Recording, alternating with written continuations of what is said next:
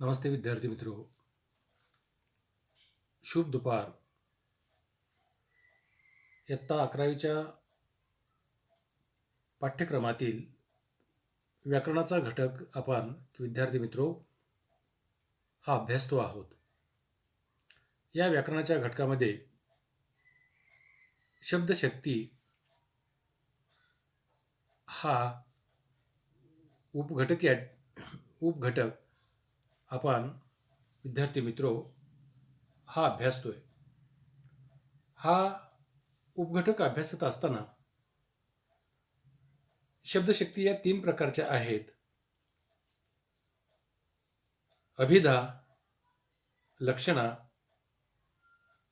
आणि व्यंजना. या शब्दशक्ती 3 प्रकारच्या आहेत. त्याच्यापैकी पहिली असणारी जी शब्दशक्ती जी आहे ती शब्दशक्ती म्हणजे की अभिधा ही शब्दशक्ती आपण यापूर्वीच्या तासाला विद्यार्थी मित्रो आपण अभ्यासलेली आहे. आता अभिधा शब्दशक्तीबद्दल आपण की पहिल्यांदा काय करू विद्यार्थी मित्रो या ठिकाणी की पाहू. अभिधा शब्दशक्ती म्हणजे काय तर शब्द उच्चारल्यावर त्याचा जो रूढ अर्थ व सरळ अर्थ निघतो तो अर्थ व्यक्त करण्याच्या शब्दाच्या शक्तीला अभिधा शब्दशक्ती असं काय करतात म्हणतात. म्हणजे आपण जो शब्द उच्चारतो त्या शब्दाचा जो रूढ व सरळ अर्थ निघतो तो अर्थ व्यक्त करण्याच्या शब्दाच्या शक्तीला अभिधा शब्दशक्ती असं काय केलं जातं म्हटलं जातं. म्हणजेच वाचल्याबरोबर शब्दशः अर्थ कळतो, त्याचा सरळ सरळ अर्थ आपल्याला काय करतो विद्यार्थी मित्रो कळतो. जो अर्थ शब्दकोशामध्ये आहे, जो रूढीने मान्य केलेला आहे, जो समाजमान्य आहे, तो मुख्य अर्थ आहे, मूळ अर्थ आहे, तो आपल्याला काय करतो कळतो समजतो. आणि तो अर्थ व्यक्त करण्याची जी शक्ती असते तिला अभिधा शब्दशक्ती असं काय केलं जातं की म्हटलं जातं. आता या ठिकाणी की आपण उदाहरण घेतलेलंच आहे, पण नंतर तेच उदाहरण त्या ठिकाणी की आपण पाहू. आपल्या स्क्रीनवरती या ठिकाणी उदाहरण दिसते. वाटेत एक मोठा दगड होता. आता या उदाहरणातील किंवा या वाक्यातील दगड या शब्दाचा उच्चार केल्यानंतर की ठराविक आकाराची एक जड वस्तू असाच त्याचा शब्दशः अर्थ काय करतो विद्यार्थी मित्रो आपल्याला कळतो. आणि हा शब्दशः अर्थ व्यक्त करणारी जी शक्ती असते तिला की अभिधा शब्दशक्ती असं काय केलं जातं की म्हटलं जातं. आता ह्या अभिधा शब्दशक्तीची की आपल्याला की वैशिष्ट्य पाहायची आहेत. ही शब्दाची पहिली शक्ती आहे. ही शब्दाची पहिली शक्ती आहे. शब्द वाचल्याबरोबर शब्दशः काय करतो अर्थ कळतो. म्हणजे आपण शब्द ज्यावेळेस वाचतो त्यावेळेला की शब्द आपण वाचल्याबरोबर की आपल्याला त्या शब्दाचा काय करतो अर्थ कळतो. हा अर्थ शब्दकोशातही असतो, तो समाजाने रूढीने मान्य केलेला असतो. जो आपल्याला अर्थ समजतो कळतो तो अर्थ हा अर्थ शब्दकोशात असतो. आणि त्याच्यापुढे की अभिधा शब्दशक्तीच्या सहाय्याने प्रकट होणाऱ्या या अर्थाला की वाच्यार्थ असं काय करतात म्हणतात. म्हणजे अभिधा शब्दशक्तीच्या सहाय्याने प्रकट होणारा जो अर्थ आहे त्या अर्थाला की वाच्यार्थ असं काय केलं जातं म्हटलं जातं. आणि हा वाच्यार्थ हा विद्यार्थी मित्रो कसा असतो की वस्तुनिष्ठ असतो. हा वाच्यार्थ कसा असतो की वस्तुनिष्ठ हा काय असतो हा वाच्यार्थ असतो. ही अभिधा शब्दशक्तीची काय आहेत की वैशिष्ट्ये आहेत.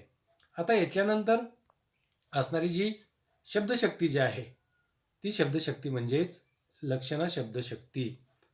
आता लक्षणा शब्दशक्ती म्हणजे काय की अनेक वेळा शब्दाचा शब्दशः अर्थ घेऊन चालत नाही. तो अर्थ आपल्याला नेहमीच उपयोगी ही पडत नाही.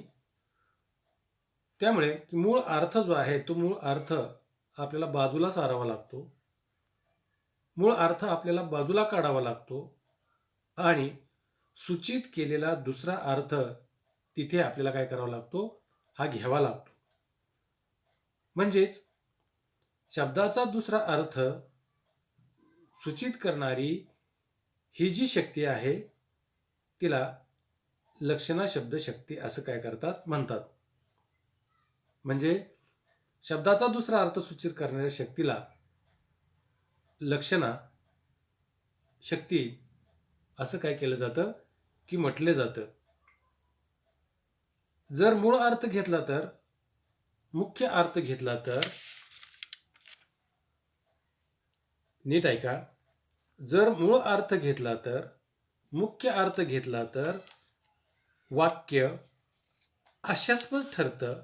वाक्य हे हास्यास्पद ठरतं किंवा हे कसं शक्य आहे, हा प्रश्न आपल्याला काय करतो, विद्यार्थी मित्र पडतो. म्हणजे मुख्य अर्थ आपण घेऊच शकत नाही. मुख्य अर्थाला त्यामुळे काय येते, बाधा येते आणि सूचित केलेला दुसरा अर्थ तिथे काय करावा लागतो, आपल्याला घ्यावा लागतो. म्हणजे की आपल्याला की जो मुख्य अर्थ आहे, जो मूळ अर्थ आहे, तो मूळ अर्थ इथं आपल्याला की लक्षणा शब्दशक्तीमध्ये घेऊन चालू शकत नाही, चालत नाही.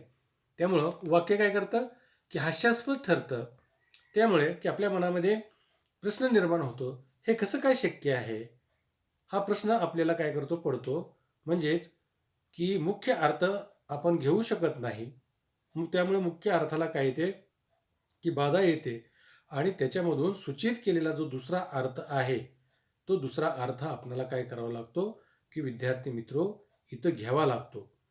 आणि की दुसरा अर्थ त्या ठिकाणी घेतल्यानंतर शब्दाचा दुसरा अर्थ सूचित करणाऱ्या शक्तीला लक्षणा शक्ती असं काय करतात म्हणतात. किंवा शब्दाचा दुसरा अर्थ सूचित करणाऱ्या शक्तीला लक्षणा शब्दशक्ती असं काय करतात म्हणतात.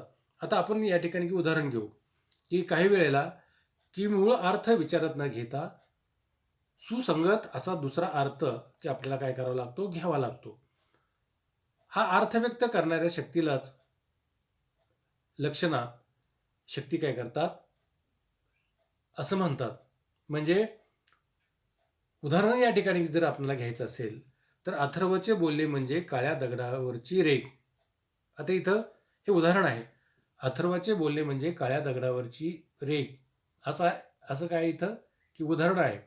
आता इथं काळ्या दगडावरची रेघ याचा अर्थ दगडावर काढलेली रेघ असं जर घेतल्यास, असा जर अर्थ जर आपण घेतल्यास तो काय करतो, वाच्यार्थ ठरतो. म्हणजे इथे काळ्या दगडावरची रेघ याचा अर्थ जर दगडावर काढलेली रेघ जरी असा घेतला तर तो काय करतो, वाच्यार्थ ठरतो.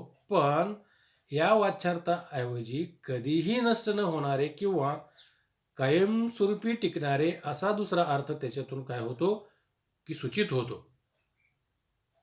की सूचित होणारा वेगळा अर्थ किंवा नेमका अर्थ कोणता आहे की या वाच्यार्थाऐवजी कधीही नष्ट न होणारे किंवा कायमस्वरूपी टिकणारे असा दुसरा अर्थ इथं काय होतो की सूचित होतो.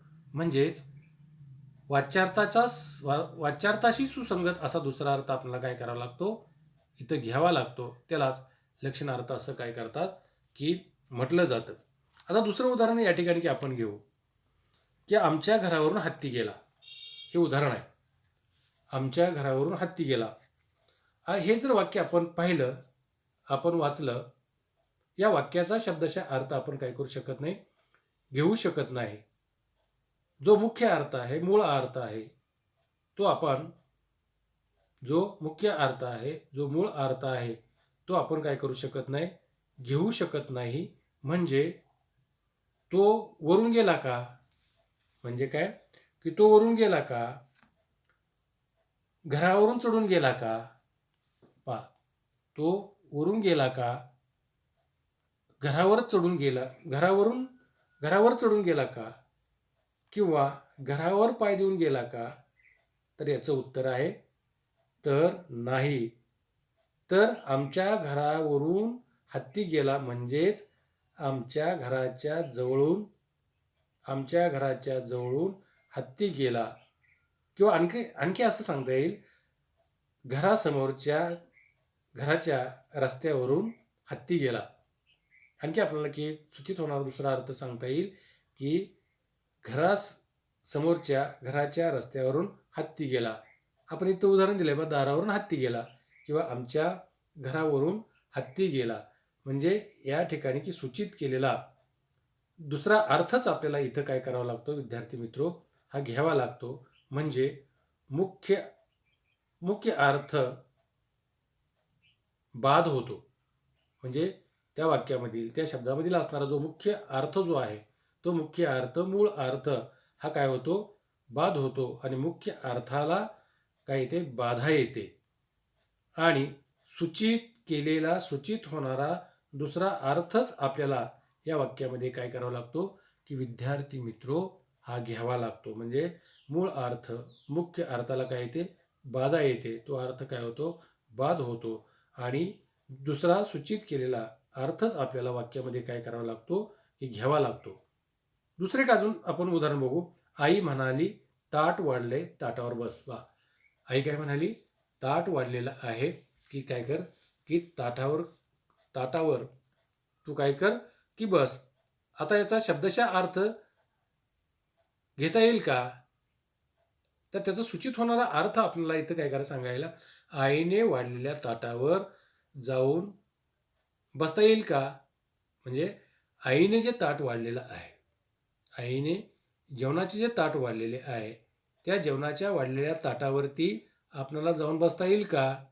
तर त्याचं उत्तर आहे की आपल्याला की जाऊन बसता येणार काय, हे नाही. तर यातून सूचित केलेला दुसरा अर्थ म्हणजे आपण असा घेत असतो, हे ताट वाढलेलं आहे, तू ताटाजवळ जेवायला बस. सूचित होणारा अर्थ कसा आहे की हे ताट वाढलेलं आहे, तू ताटाजवळ जेवायला बस. असा सूचित केलेला दुसरा अर्थ आपण काय करत असतो विद्यार्थी मित्रो की घेत असतो. म्हणजे काय की ज्यावेळी मुख्य अर्थाला बाधा येते आणि सूचित केलेला दुसरा अर्थ आपल्याला काय करावा लागतो की विद्यार्थी मित्रो हा घ्यावा लागतो. म्हणजे मूळ अर्थाला ज्यावेळेस बाधा येते, मूळ अर्थ ज्यावेळेस बाद होतो, मुख्य अर्थ ज्यावेळेस बाद होतो, त्यावेळेला दुसरा अर्थ जो आहे तो दुसरा अर्थ आपल्याला काय करावा लागतो, घ्यावा लागतो. त्यावेळी त्या शब्दामध्ये लक्षणा ही शब्दशक्ती काय करते असते. म्हणजे त्या वाक्यामध्ये त्या उदाहरणामध्ये की दुसरा अर्थ घेतल्यानंतर जी शक्ती त्याच्यामध्ये असते ती शक्ती म्हणजे लक्षणा शब्दशक्ती ही काय करते की विद्यार्थी मित्रो त्या वाक्यामध्ये ही लक्षणा शब्दशक्ती काय करते असते. आता पुढचं उदाहरण आपण विद्यार्थी मित्रो की इथं घेऊ. पहा, लक्षणा शब्दशक्तीतून जो अर्थ प्रकट होतो त्याला लक्षार्थ असं म्हणतात. म्हणजे लक्षणा शब्दशक्तीतून जो अर्थ इथं प्रकट होतो त्याला लक्षार्थ असं म्हणतात. लक्षार्थ घ्यायचा दुसरा अर्थ म्हणजे लक्षार्थ. लक्षात घ्यायचा दुसरा अर्थ म्हणजेच कोणता अर्थ की लक्षार्थ. आणि सूचित केलेला दुसरा अर्थ तो लक्षार्थ. लक्षात घ्यायचा दुसरा अर्थ तो लक्षार्थ आणि सूचित केलेला दुसरा अर्थ तो म्हणजे लक्षार्थ. आता अभिधा शब्दशक्तीमध्ये निघणारा जो सरळ सरळ अर्थ होता तो वाच्यार्थ होता. आणि लक्षणा शब्दशक्तीमध्ये की प्रकट होणारा जो अर्थ आहे लक्षणा शब्दशक्तीतून प्रकट होणारा जो अर्थ जो आहे तो अर्थ म्हणजे कोणता की लक्षार्थ. यासाठी की आपण आणखी काही उदाहरणे या ठिकाणी काय करू विद्यार्थी मित्रो पाहू. मी महात्मा फुले वाचले. पहा, मी महात्मा फुले वाचले म्हणजे मी महात्मा फुलेंचं साहित्य काय केलं, वाचलं. मी महात्मा फुलेंचे वाङ्मय मी काय केलं, वाचलं. मी महात्मा फुलेंची सगळी जी पुस्तकं जी आहेत ती पुस्तकं मी काय केलीत, वाचलेत. म्हणजेच याच्यातून सूचित होणारा जो अर्थ आहे ते साहित्य काय केले, वाचले. मी महात्मा फुले वाचले नाही असा अर्थ आपण आपल्याला घेऊन चालत नाही. तर त्याचा दुसरा सूचित होणारा अर्थ जो आहे तो अर्थ कोणता असतो की साहित्य काय केले, वाचले. आता दुसरं उदाहरण घेऊ आपण. आम्ही गहू खातो. आता आपण गहू हे धान्य आहे. गहू हे धान्य आपण तसंच खाऊ शकत नाही. तर त्याच्यापासून गव्हाचे इतर पदार्थ काय केले, तयार केलेले आपण काय करत असतो, खात असतो. हा त्याचा काय आहे, की हा त्याचा लक्षार्थ आहे किंवा ही त्याची लक्षणा शब्दशक्ती आहे. तिसरं उदाहरण आहे, मी पायात बूट घातले. मी काय केले, पायात बूट घातले. आता आपण पायात बूट घालतो का? तर नाही.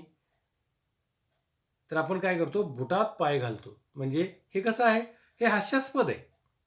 दारावरून हत्ती गेला, घरावरून हत्ती गेला, मी महात्मा फुले वाचले, आम्ही गहू खातो. हे कसं आहे, हास्यास्पद आहे. पण त्यामुळे आपल्या मनामध्ये असा प्रश्न निर्माण, हे कसं शक्य आहे? हे कसं शक्य आहे? म्हणजे हे शक्यच नाही. मी पायात बूट घालतो असं नसून मी बुटात काय घालतो, की पाय घालतो. हा त्याचा सूचित होणारा दुसरा अर्थ काय, की विद्यार्थी मित्रो आहे. आता आपण दुसरं उदाहरण या ठिकाणी आणखी पाहू. ते उदाहरण असं आहे, सूर्य बुडाला. आपण लक्षणा शब्दशक्ती अभ्यासतोय. सूर्य बुडाला. आता सूर्य बुडाला म्हणजे काय होतं? सूर्य बुडाला म्हणजे काय होतं, की दिवस काय करतो, मावळतो. हातात हा दुसरा सूचित होणारा इथं हा अर्थ आहे. सूर्य बुडाला म्हणजे सूर्य कधी बुडत नसतो, सूर्य कधी अस्ताला जात नसतो, सूर्याचा कधी अस्त होत नसतो, सूर्याचा कधी शेवट होत नसतो. तर सूर्य काय करत असतो, की मावळत असतो. म्हणजे सूर्य बुडाला हास्यास्पद आहे, कसं शक्य आहे? परंतु त्याच्यातून हा मुख्य अर्थ जर घेतला तर काय होतं, की मूळ अर्थाला त्या ठिकाणी बाधा येते आणि सूचित होणारा त्याच्यातून दुसरा अर्थ काय करत असतो, इथं प्रकट होत असतो. म्हणजे सूर्यबुडाला याचा सूचित होणारा जो आहे, तो अर्थ म्हणजे कोणता, की दिवस मावळला. आता पुढचं वाक्य आणखी आपण घेऊ. पोलिसांनी चोराला धुतले. पोलिसांनी चोराला काय केलं, धुतले. म्हणजेच पोलिसांनी चोराला काय दिला, की मार दिला. हा त्याच्यातून सूचित होणारा काय आहे, की विद्यार्थी मित्रो हा दुसरा अर्थ हा काय आहे, की आहे. नंतर आपल्याला आणखी उदाहरण याच्यामध्ये काय करता येतील विद्यार्थी मित्रो, ही घेता येतील.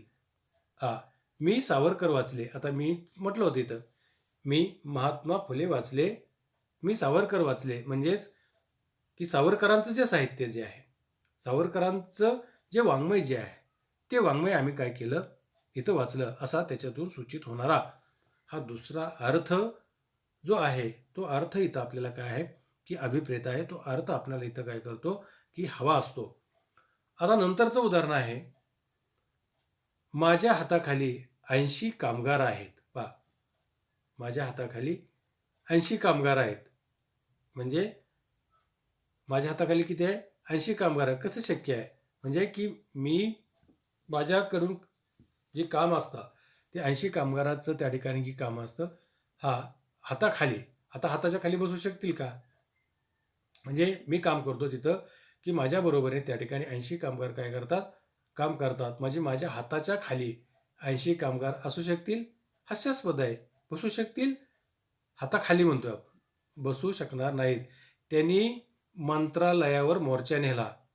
त्यांनी मंत्रालयावर मोर्चा नेला. आता मंत्रालयावर असं कधी होईल का? तर तसं त्या ठिकाणी होणार नाही. म्हणजेच या ठिकाणी यावरून शब्दाचा अर्थ इथं उपयोगी ठरत नाही. या सर्व उदाहरण पाहिल्यानंतर काय होतं, की शब्दाचा अर्थ इथं उपयोगी ठरत नाही, उपयोगी पडत नाही. तर त्या अर्थाला काय येते, की बाधा येते. तो अर्थ बाजूला सारावा लागतो. तो अर्थ आपल्याला की नाकारावा लागतो आणि सूचित केलेला दुसरा अर्थच आपल्याला काय करावा लागतो, हा घ्यावा लागतो. म्हणजे शब्दाचा यावरून शब्दशः अर्थ इथं की आपल्याला उपयोगी पडत नाही, उपयोगी ठरत नाही. त्या अर्थाला काय येते, की बाधा येते. त्या अर्थाला बाधा येते. तो अर्थ आपल्याला बाजूला सारावा लागतो. तो अर्थ आपल्याला नाकारावा लागतो आणि सूचित केलेला दुसरा अर्थ आपल्याला काय करावा लागतो, की विद्यार्थी मित्र इथं हा घ्यावा लागतो. आणि त्यामुळं की म्हणून की आपल्याला या ठिकाणी की म्हणता येईल, म्हणून या वाक्यामध्ये कोणती शक्ती आहे? म्हणून या वाक्यामध्ये की लक्षणा ही शब्दशक्ती काय आहे? की विद्यार्थी मित्र आहे. आता लक्षणा शब्दशक्तीची काही वैशिष्ट्ये आहेत. लक्षणा की शब्दशक्तीची काही वैशिष्ट्ये आहेत. एक, मूळ अर्थाला बाधा येते.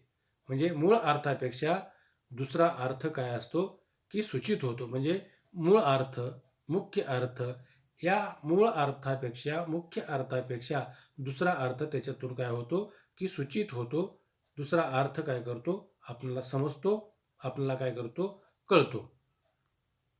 बहुतेक वेळा मूळ अर्थाला बाधा येते. पहा की बहुतेक वेळा की त्याच्यामध्ये की जो मूळ अर्थ आहे त्या मूळ अर्थाला काय येते? बाधा येते. तो मूळ अर्थ घेऊन इथं की आपल्याला काय करता येत नाही की चालत नाही, आपल्याला घेता येत नाही. तो अर्थ आपल्याला काय करावा लागतो? नाकारावा लागतो. तो आपल्याला अर्थ काय करावा लागतो? हा बाजूला सारावा लागतो. आणि त्यामुळे काय होतं की बहुतेक वेळा मूळ अर्थाला काय येते? तिथं की बाधा येते. मूळ अर्थापेक्षा संदर्भाने जुळलेला दुसरा अर्थ आपल्याला घ्यावा लागतो. म्हणजे मूळ अर्थ आपल्याला घेऊन चालत नाही, पण जो संदर्भाने जो अर्थ जुळलेला आहे तो अर्थ आपल्याला इथं काय करावा लागतो? हा घ्यावा लागतो. आणि तिसरं वैशिष्ट्य आपल्याला सांगता येईल, मूळ अर्थापेक्षा संदर्भाने जुळलेला दुसरा अर्थ इथं आपल्याला घ्यावा लागतो. तो अर्थच आपल्याला काय करतो? उपयोगी पडतो. आणि अशा प्रकारची लक्षणा शब्दशक्तीची ही काय की वैशिष्ट्ये आहेत. आणि म्हणून लक्षणा शब्दशक्तीच्या सहाय्याने प्रकट होणाऱ्या अर्थाला काय म्हणतात? लक्षणार्थ असं म्हणतात. म्हणजे लक्षणा शब्दशक्तीच्या सहाय्याने प्रकट होणाऱ्या अर्थाला लक्षार्थ असं काय केलं जातं? म्हटलं जातं. पुन्हा एकदा ऐका की लक्षणा शब्दशक्तीच्या सहाय्याने जो अर्थ प्रकट होतो त्या प्रकट होणाऱ्या अर्थाला की लक्षणार्थ असं काय केलं जातं की म्हटलं जातं. आणि हा अर्थ त्या ठिकाणी की आणखी काही दुसरा अर्थ सूचित करणाऱ्या शक्तीला लक्षणा शब्दशक्ती असं काय करतो की विद्यार्थी मित्र आपण म्हणतो. की लक्षणा शब्दशक्तीची आणखी काही आपल्याला की उदाहरणं सांगता येईल. पानिपतावर 1,25,00,000 बांगड्या काय केल्या? इथं फुटल्या. म्हणजे की इथं अर्थ की 1,25,00,000 बांगड्या म्हणजे काय की त्या ठिकाणी की मराठ्याची असणारे जे सैनिक जे आहेत ते सैनिक तिथं काय केले की 1,25,00,000 सैनिक काय केले? त्या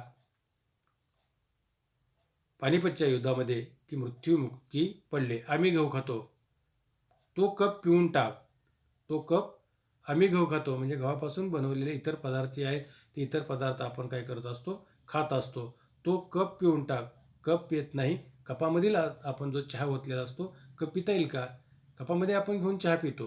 तो कप आपण पिऊन टाकत नाही किंवा पित नाही, तर कपात जो चहा असतो तो चहा काय करतो? कपाने आपण पितो. चला पानावर बसा. म्हणजे आपल्याला जेवायचं आहे, पण पानावर त्या ठिकाणी बसायचं नाही.